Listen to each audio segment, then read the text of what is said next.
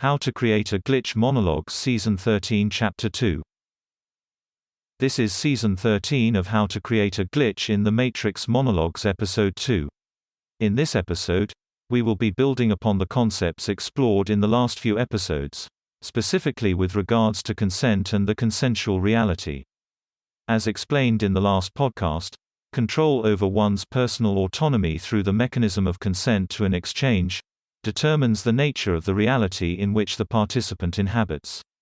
If the power of consent, manifesting in personal autonomy, is divided by gender identity or some other distinguishing characteristic such as class, this determines the nature of the reality which that participant inhabits.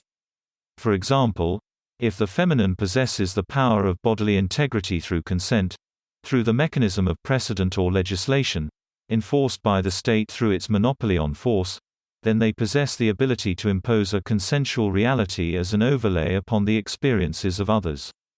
Practically, what this means is that the reality inhabited by an empowered participant, determined by their sole or preferential authority to consent to an exchange, allows them to permit convergence only when it fits the consensual reality they inhabit, meaning it must be consistent with the identity held voluntarily by the so empowered.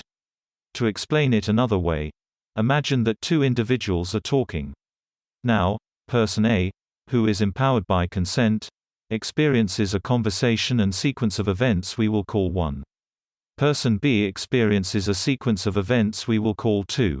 Now, the outcome of these two exchanges will fit sequence 2 for both participants only to the extent that it is consistent with sequence 1. Any multiplicity or divergence will resolve to the benefit of person A according to sequence 1. So, as an example, let's say that person B recalls a jovial conversation of approximately 5 minutes in duration. Person A recalls a 2-minute conversation, followed by a pause, during which time she went for a cigarette and joked with another co-worker for 15 minutes, before returning, and concluding a 3-minute conversation.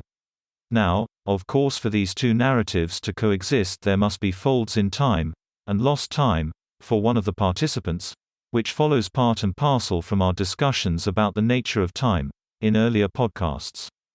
Thus, the power to consent is the power to shape the common experience, the intersubjectivity which results from contradictory subjectivities.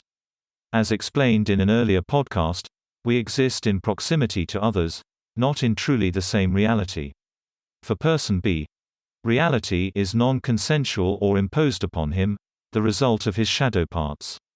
For person A, the power to consent feeds an inward-looking reality, which fulfills the consciously held identity of the actor.